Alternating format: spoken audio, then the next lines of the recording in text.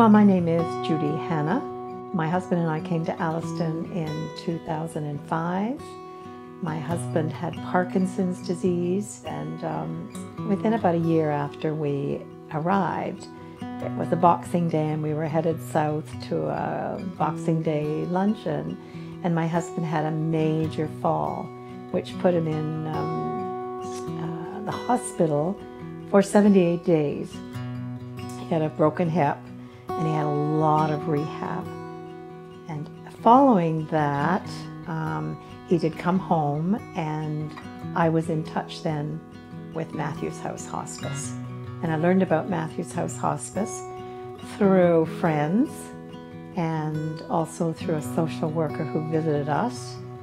And in the beginning I said, no, hospice means death, and he doesn't belong there. He has a life-limiting illness, but it's not going to kill him. Not necessarily, something else will. So after about the third person she said, if you don't call Matthew's House, I'm going to call for you. So I did. And that was the beginning of an amazing journey.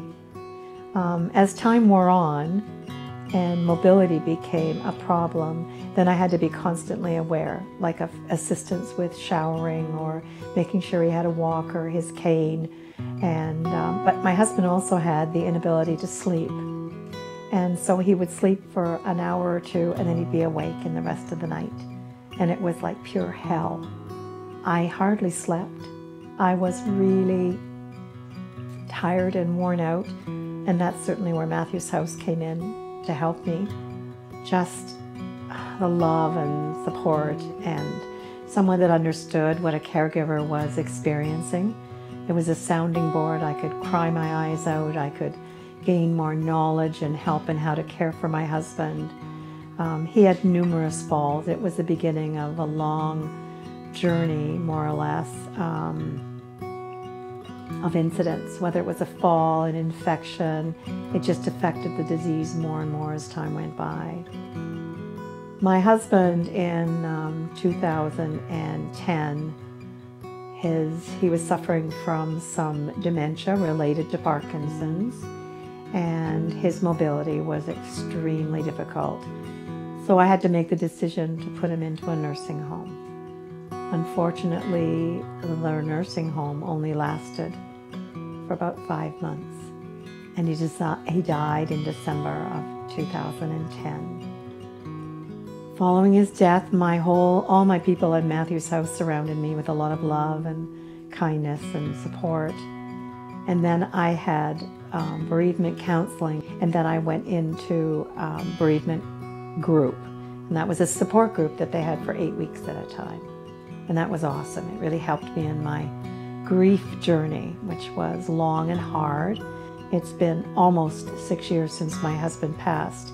And in the last couple of years, I decided that I was able to give back to Matthew's House by offering my services as a volunteer. I have a great passion for caregivers, and I feel like I can impart knowledge and I can give them a lot of love.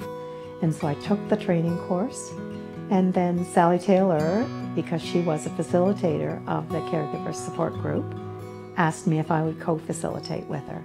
So I took the training and I became a co-facilitator. And now I also co-facilitate with Sally in the Caregiving 101 course that we offer during the year. I have heard so many people say about how beautiful an experience it is to be in hospice. How much love and compassion and even joy and the dignity of being able to die in a beautiful way. How do you keep nurses and how do you keep PSWs? They're working 24/7, 365 days a year.